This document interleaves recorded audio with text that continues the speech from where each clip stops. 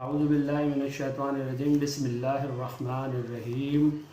السلام علیکم ورحمۃ اللہ وبرکاتہ۔ آج کا ٹاپک ہے آخرت کا ڈر۔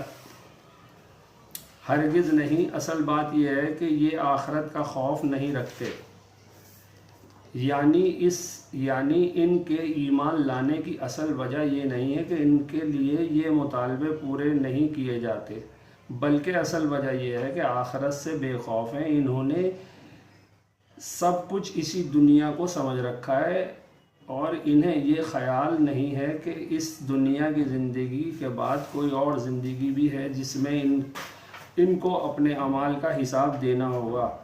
اسی چیز نے ان کو دنیا میں بے فکر اور غیر ذمہ دار بنا دیا ہے۔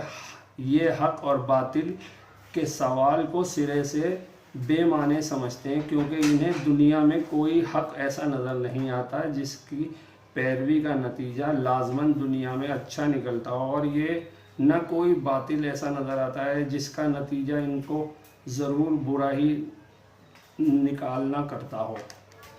مطلب کہنے کا یہ ہے کہ آخرت کا خوف رکھنا ہمیں بہت زیادہ ضروری ہے۔ ہم زبان سے تو کہتے ہیں کہ ہمیں آخرت کا خوف ہے، مگر اپنے دماغ اور دل سے اس کو تسلیم نہیں کر رہے۔ کیوں کہ اگر ہم بات کرتے اس بارے میں کہ ہمیں آخرت کا خوف ہے تو ہم کسی کے ساتھ برا نہیں کرتے، اس کو برا نہیں بولتے، اور برا سوچنے کا سب سے بری اللہ کہہ رہا ہے کہ ہم تو دلوں کے حال تک جانتے ہیں، تمہارے سینے میں چھپے ہوئے جو تم غلط بات کرتے بھی ہو۔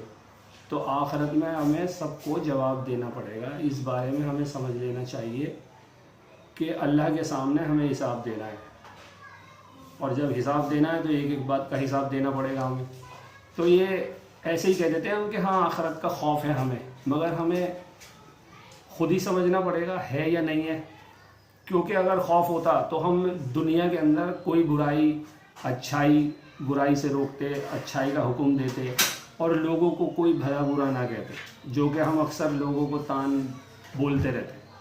بس یہی ہے، اور سمجھنا یہی ہے ہر چیز۔ اللہ خود ہی کہہ رہا ہے کہ ان کو آخرت کا خوف ہے نہیں۔ اگر کہو گے تو فوراً ایمان کے بارے میں پتہ چل جاتا ہے 1 سیکنڈ میں انشاءاللہ۔